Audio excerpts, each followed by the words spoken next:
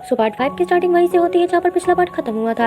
यानी कि हेन और हेनवू डॉक्टर से मिलने के लिए हॉस्पिटल जा रहे होते हैं। तो फिर हेन हेनवू को समझाते हुए बोलती है कि मेरी फैमिली में से किसी को भी पता नहीं चलनी चाहिए मेरी कंडीशन के बारे में।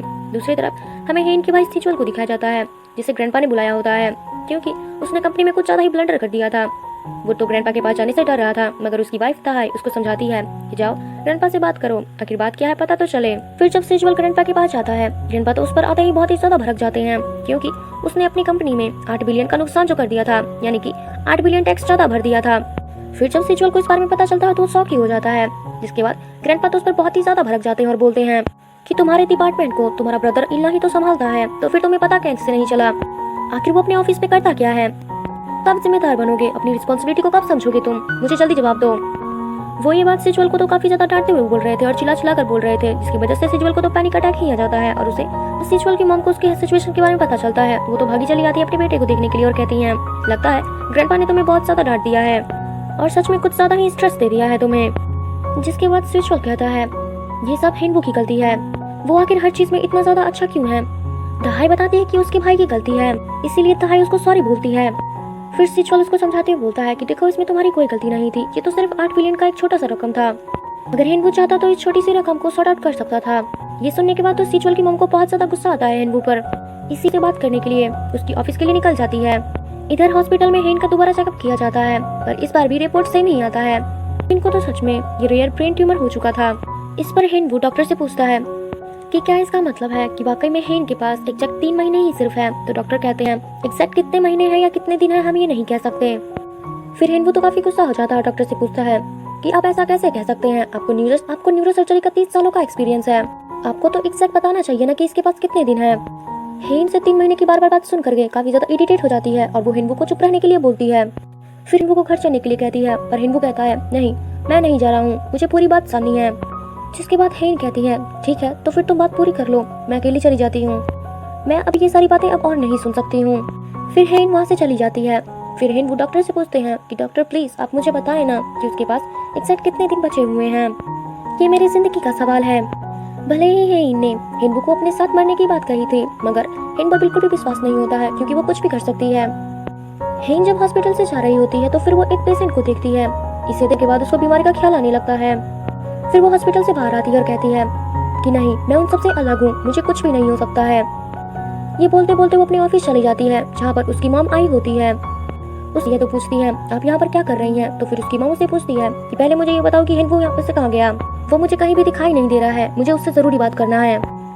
फिर हेन पूछती है कि बात क्या है, जिसके बाद उसकी मॉम तो चिल्लाते हुए बोलती है कि क्या हुआ अगर सिचुअल ने सिर्फ 8 बिलियन वॉन ही ज्यादा टैक्स भर दिया है, इसमें कौन सी बड़ी बात है? वो चाहता तो इस छोटी सी रकम को अपने आप ही सॉर्ट आउट कर सकता था, मगर उसने ऐसा नहीं किया। उसे ग्रैंडपा के बारे में बताना जरूरी था क्या? मुझे पता है कि ये सारी चीजें तुम दोनों ने मिलकर किया है।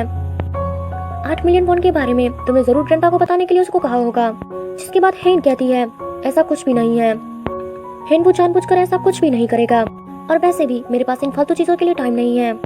यहाँ पर वो अपनी मॉम को अपनी कंडीशन के बारे में बताने का सोचती है, पर वो अपनी मॉम को कुछ भी नहीं बताती है।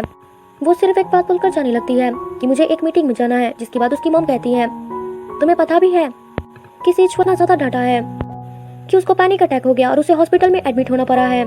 जिसके बाद हेन कहती है कि अच्छा तो आप इस वजह से बहुत ज्यादा घबराई हुई थी, आप इससे बहुत ज्यादा घबरा गई होगी ना, पर मैंने भी तो आपको बताया है कि मेरे साथ एक सीरियस मैटर है, कि आपको जानना भी नहीं है कि मेरे साथ क्या हुआ है। जिसके बाद मॉम कहती है तुम तो हर चीज में इंटेलिजेंट सॉर्ट आउट कर लेती हो, तो मुझे जानना है और मैं करूंगी भी क्या जान करके। जिसके बाद हेन तो काफी ज्यादा इमोशनल हो जाती है और कहती है हाँ, मैं अपनी हर प्रॉब्लम को खुद ही सॉर्ट आउट करती हूँ, तो इसको भी कर ही लूंगी, इसलिए आप आपको यहाँ से जाना चाहिए क्योंकि मुझे अपना काम जो करना है। जिसके बाद मॉम तो सीधी धर लेती है कि जब तक मैं हेनवू से नहीं मिलूंगी मैं यहाँ से नहीं जाऊंगी। जिसके बाद मॉम तो हेनवू को रोकते हुए बोलती है कि आप हम दोनों के बीच में आना बंद कर दीजिए, नहीं तो मैं आपके बेटे को इतना टॉर्चर करूंगी कि वो कभी भी भूल कर भी नहीं। अब ये सीन देखने के बाद तो हम समझ ही सकते हैं कि हेन और उसकी मॉम के बीच में आखिर रिश्ता कैसा है। हेन की मॉम हेन को किसी वजह से पसंद नहीं करती हैं। अब ये क्या मैटर है हमें पता नहीं है, जो कि हमें आगे पता चलेगा। जिसके बाद हेन की मॉम कहती, मॉम गुस्से में बोलती है तुम्हें क्या लगता है कि मैं तुम्हें सिर्फ देखती रहूंगी? ये बोलकर वो गुस्से में वहाँ से चली जाती हैं। दूसरी तरफ हमें हेनवू और उसके दोस्त यांग को दिखाया जाता है जो रेस्टोरेंट में खाना खा रहे होते हैं, जहाँ पर यांग हेनवू का अटर्नी बनने को तैयार होता है और कहता है यार जो भी होगा देखा जाएगा, मैं तेरा अटर्नी बनने के लिए तैयार हूँ, मैं तेरी मदद करूंगा, मैं तेरी मदद जरूर करूंगा। जिसके बाद हिनवू कहता है अब इसकी कोई जरूरत नहीं है क्योंकि मेरे पास अब एक दूसरा रास्ता है जो कि बहुत ही ज्यादा साफ है, इससे मुझे रिबॉस भी लेने की जरूरत नहीं है। जिसके बाद तो यांग शॉक हो जाता है और पूछता है आखिर ऐसा कौन सा रास्ता है जिसमें तुझे डिवोर्स लेने की कोई जरूरत भी नहीं है। जिसके बाद हिनवू बोलता है यार यहाँ पर बहुत ही ज्यादा भीड़ है, पार्किंग में जाएंगे तो बात करेंगे अच्छे से। जिसके बाद हिनवू चेक करते हैं कि आसपास कोई लोग है या नहीं है जो हमारी बात को सुनेगा या नहीं सुनेगा। फिर वो दोनों अपनी कार के विंडो से बाहर निकलते हैं जहाँ पर हिनवू हेन की कंडीशन के बारे में यांग को बताता है। यांग तो इसको सुनने के बाद काफी ज्यादा शॉक हो जाता है, उसे हिनवू की बात पर तो बिल्कुल भी बिलीव ही नहीं हो रहा था। जिसके बाद हिनवू चेक करते हैं कि आसपास कोई लोग है या नहीं है जो हमारी बात को सुनेगा या नहीं सुनेगा। फिर वो दोनों अपनी कार के विंडो से बाहर निकलते हैं जहाँ पर हिनवू हेन की कंडीशन के बारे में यांग को बताता है। यांग तो इसको सुनने के बाद काफी ज्यादा शॉक हो जाता है, उसे हिनवू की बात पर तो बिल्कुल भी बिलीव ही नहीं हो रहा था। जिसके बाद हिनवू यांग को पूरी चीज बताता है कि वो उससे डिवोर्स पाने के लिए जा रहा था। तभी हेन ने उसे अपनी कंडीशन के बारे में बताया। वो सुनने के बाद तो हिनवू को भी बिल्कुल भी बिलीव नहीं हो रहा था, मगर जब वो दोनों चेकअप होने के बाद जो रिजल्ट आया उससे तो हिनवू कंफर्म हो गया था कि हेन को तो सच में रेयर चुका है। इसके बाद तो यांग कहता है यार ये तो कहाँ तो कुछ लिए बिना उसको डिवोर्स दे रहा था, आफ्टर तो 3 महीने के बाद पूरे क्वींस ग्रुप का ओनर बन जाएगा। जिसके बाद हिनवू कहता है या तो क्वींस ग्रुप के सारे लोगों को इडियट समझता है जो कि वो मुझे पूरी डिपार्टमेंट ही दे देंगे, यानी कि नहीं है ओनर तो बहुत दूर की बात है, वो तो मुझे कुछ भी नहीं देंगे क्योंकि हेन ने शादी से पहले ही अपने बिल में लिख दिया था कि मुझे कुछ भी नहीं मिलेगा, सब कुछ उसके फैमिली मेंबर्स को ही मिलेगा। जिसके बाद यांग कहता है तो फिर क्या हुआ, हम लॉसूट भी तो फाइल कर सकते हैं ना। जिसके बाद हिनवू कहता है सच कहूँ तो मुझे कुछ भी नहीं चाहिए, मैं खुश तो बहुत हूँ, मैं तो खुश तो इस 3 महीने के बाद मैं इस फैमिली से दूर हो जाऊंगा, मुझे इनसे छुटकारा मिल जाएगा। जिसके बाद यांग कहता है तू ऐसा कैसे कर सकता है, तू तो सोच भी नहीं सकता ऐसी बातें, जरा सोच के देख भगवान ने तुझे ये 3 महीने क्यों दिए हैं, तुमने इन 3 सालों में उस फैमिली से कितनी तो कर सकती है, तुझे बस उसका दिल फिर से जीतना होगा जिस तरीके से तूने इसका दिल 3 साल पहले जीता था जब तुझे उससे प्यार हुआ था। अगर तू फिर से उसका दिल जीत लेता नाली तो फिर वो मरने से पहले अपनी बिल को चेंज करके जाएगी, वो तुझे कुछ ना कुछ देकर जाएगी क्योंकि प्यार में इंसान अपने लवर के लिए कुछ भी कर सकता है। जिसके बाद हिनवू कहता है तू बकवास कर रहा है क्या।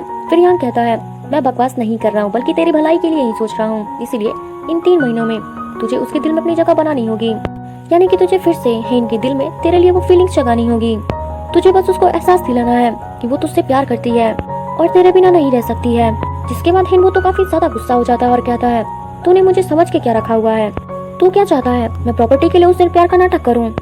जिसके बाद यांग कहता है बुके देखते हैं जो हेन के लिए एक फ्लावर का बुके लेकर आया था, चेहरे पर एक बहुत ही प्यारी सी स्माइल लेकर के हेन के पास जाता है।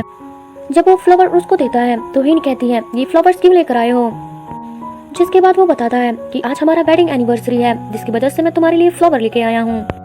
फिर हेन हिनवू से पूछती है कि ये फ्लावर ले। जिसके बाद हिनवू बोलता है फर्स्ट एनिवर्सरी पे मैंने तुम्हारे लिए एक सरप्राइज प्लान किया था लेकिन तुम उस टाइम पे मुझसे और ये सब करने की मुझे कोई जरूरत नहीं है, पर हमारी सेकंड एनिवर्सरी पे जब मैंने तुम्हारे लिए कुछ नहीं किया तब भी तुम मुझ पर बहुत ही ज्यादा गुस्सा हो गई थी कि मैंने हमारी वेडिंग एनिवर्सरी के लिए क्यों। जिसके बाद तो तुम मुझे काफी ज्यादा डांट दी थी। जिसके बाद हेन बोलती है क्या तुम मेरा मजाक उड़ाने के लिए यहाँ पर आए हो। जिसके बाद तो हिनवू हंसते हुए तुम्हारा मजाक उड़ाना होता मैं तुम्हारे लिए फ्लावर लेके नहीं आता। जिसके बाद हेन कहती है हमारी मैरिज लाइफ इतनी भी अच्छी नहीं है जो तुम मेरे लिए फ्लावर लेकर आए हो। जिसके बाद हिनवू कहता है मैं इसे सच नहीं मानता। जिसके बाद हिनवू बोलता है कि मुझे उससे कोई फर्क, हम जब भी चाहे अपनी मैरिज लाइफ को बहुत ही ज्यादा लवी डबी बना सकते हैं, इसीलिए वो उसे है। जिसके बाद हेन सोचती है कि इसे अचानक हो क्या गया है। फिर वो फ्लावर्स को साइड में रख देती है, मगर अगले ही पल वो एक कॉल करके फ्लावर्स को अच्छे से रख देती है। दूसरी तरफ हमें बटलर को दिखाया जाता है जो घर की नौकरानी से पूछ रही होती है कि उन दोनों में लड़ाई शुरू हुई कि नहीं। के बाद उस घर की नौकरानी बताती है कि उन दोनों में लड़ाई का तो पता नहीं, पर उन दोनों में प्यार बहुत ज्यादा हो गया है। अगले दिन का सीन दिखाया जाता है जहाँ पर हेन अपने डाइनिंग टेबल पर बैठ करके ब्रेकफास्ट कर रही होती है। तो फिर वहाँ पर हिनवू आता है जो टेबल की दूसरी तरफ ना बैठ करके बल्कि हेन के बगल में बैठता है। ये देखने के बाद हेन तो फिर से बहुत ही ज्यादा हैरान हो जाती है। जिसके बाद हेन वो कहता है कि वैसे भी तो हम दो लोग हैं तो बेकार में इतनी दूर क्यों खाना खाएं। जिसके बाद हेन पूछती है तुम्हें अचानक हुआ क्या है, तुम मेरी इतनी ज्यादा फिक्र क्यों कर रहे हो। मगर हेन वो कहता है मैं आज से यहीं पर बैठकर खाना खाऊंगा, तुम्हारे साथ खाऊंगा, एकदम तुम्हारे पास। ये बोलकर दोनों एक दूसरे को देखने लगते हैं। तभी उसके बाद हेन वो स्ट्रिंग दो करके इन दोनों को एक साथ बैठकर खाना खाते हुए देखकर घर की सारी नौकरानियां तो सोचने लगती हैं वहीं हेन भी उसको देख करके काफी ज्यादा शॉक होती है। इसी तरीके से हेन वो जब ऑफिस में एक प्रेजेंटेशन के ऊपर कुछ बात कर रहा था, उसी टाइम में हेन को थोड़ी खांसी आ जाती है। जिसके बाद हेन वो तो अपना प्रेजेंटेशन छोड़ करके हेन के पास आता है और पूछता है तुम ठीक तो हो ना। जिसके बाद हेन वो तो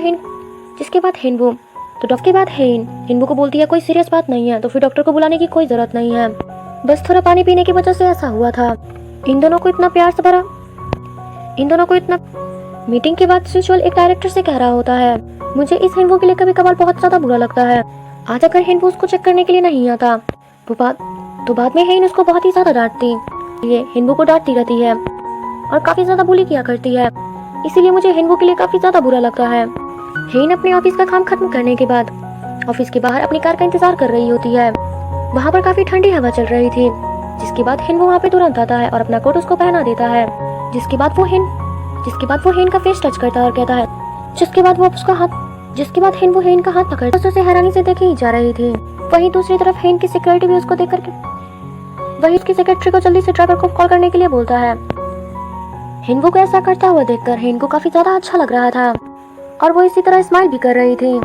कुछ देर बाद उसकी कार आ जाती है। फिर हेनवो उसके लिए उसका दरवाजा ओपन रखता है ताकि हेन को चोट न लग जाए। हेन और हेनवो घर के लिए उसी कार में निकल जाते हैं। वहीं सेक्रेटरी से हैरानी से देख रही होती है। कार में बैठकर घर के लिए निकल जाते हैं। जब वो ना कि तुम्हें ज्यादा दिखावा करने की कोई जरूरत नहीं है। जिसके बाद हेनवो कहता है मैं कोई दिखावा नहीं कर रहा हूँ। जिसके बाद हेन कहती है तुम जो कर रहे हो उसे इसलिए अब अगर तुम चाहो तो अपना ड्रामा बंद कर सकते हो। जिसके बाद हेनवो सॉरी बोल करके चुपचाप बैठ जाता है। दूसरी तरफ हमें हेनवो की बहन को दिखाया जाता है रहा था कि हेन और हेनवो का रिश्ता बिल्कुल भी अच्छा नहीं है। उनको उन दोनों के रिश्ते वहाँ के लोगों को नहीं। हेनवो एक बार भी उनके टाउन में नहीं आई थी, यानी कि शादी के बाद वो एक बार भी अपने ससुराल नहीं आई थी। ये बात सुनने के बाद हेनवो की बहन को तो वो इस बारे में अपने मॉम डैड से भी बात करती है। जिसके बाद हेनवो की बहन उसकी मॉम को समझाती है कि हमें हेनवो को अच्छे से समझाना चाहिए कि वो डिवोर्स ना ले और उसके साथ बहुत खुशी से रहे। मुझे तो वो अपनी शादी से बिल्कुल भी खुश नजर नहीं आता। जिसके बाद हेनवो की मॉम कहती हैं कि अगर मेरे बेटे ने तो वो डिवोर्स ले रहा है तो वो कुछ गलत नहीं कर रहा है, वो बहुत समझदार है, उसने सोच समझ करके ही ये फैसला लिया होगा। फिर दूसरी तरफ हमें हेन की पूरी फैमिली को दिखाया जाता है जहाँ पर सब लोग खाना खाने के लिए एक साथ पहुँच चुके थे। यहाँ पर हेन की मॉम उसके खिलाफ केस करेगी जमीन पर एक नया डिपार्टमेंटल स्टोर बनाया है। जिसके बाद हेन कहती है आप ही ने तो मुझे परमिशन दिया था कि मैं वहाँ पर अपना नया डिपार्टमेंटल स्टोर खोल सकती हूँ। जिसके बाद मॉम कहती है वो मैंने परमिशन पहले ही दिया था, पर उस प्रॉपर्टी की वजह से मेरी टीम को कुछ प्रॉब्लम हो रहा है, इसलिए मुझे तुम पर केस करना ही पड़ेगा। ये सुनने के बाद हेन को तो काफी ज्यादा गुस्सा आता है क्योंकि उसकी मॉम उसी के लिए का काम तो पूरा हो चुका था और वो ये भी जानती थी कि मॉम ये सब इसीलिए कर रही है ताकि वो उससे बदला ले पाए, क्योंकि उनका सोचना है किसी ने अपनी मॉम पे गुस्सा करने लगती है। मगर तभी हेन को नोटिस करता है कि वो चिल्लाते वक्त उसका हाथ पैर कि वो उसकी बीमारी का साइड इफेक्ट था, इसलिए वो उसके हाथ को पकड़ता है। फिर हेन वो कहता है कि मैं अपने लॉयर के साथ। जिसके बाद हेन वो कहता है मैं तो फिर हम दोनों जाते हैं। फिर वो उसका हाथ पकड़ के अपने साथ ले जाता है। जब वो लिफ्ट के पास तुम्हारा जो भी बिहेवियर था उसकी वजह से तुम्हारी पूरी फैमिली को पता लग जाता, क्योंकि जब गुस्से में तुम बात कर रही थी तो तुम्हारा हाथ पैर कांप रहा था। जिसके बाद हेन कहती है मुझे पता है कि उस टाइम मुझे गुस्सा नहीं करना चाहिए था, मगर मैं नॉर्मली ऐसे बिहेव नहीं करती हूँ, मगर तुमने भी तो आज बहुत ही ज्यादा अलग बिहेव किया था। तुमने मेरी मॉम की बात काटी और मुझे सपोर्ट किया। इतने टाइम के बाद मेरी आंखों में इतने प्यार से देख रहे थे। ये सारी चीजें तो तुमने भी पहले मेरे साथ नहीं किया। फिर वो ये बोल करके अपना हाथ छुड़ाती है और कहती है कि मुझ पर शक हो या ना हो, मगर सबसे पहले तुम पर जरूर शक हो जाएगा, इसलिए तुम जैसा पहले बर्ताव कर रहे थे चुपचाप वैसा ही करना स्टार्ट कर दो और खाना खाकर निकल जाना। कुछ एक्स्ट्रा करने की तुम्हें जरूरत नहीं है। चुपचाप बोलने के बाद वो वहाँ से चली जाती है। इसी के साथ हमारा आज का वीडियो खत्म होता है। आई होप कि आपको वीडियो काफी ज्यादा अच्छा लगा हुआ है। लाइक कमेंट शेयर और सब्सक्राइब जरूर करें। Thank you so much for watching. मिलते हैं अगली वीडियो में। Bye bye.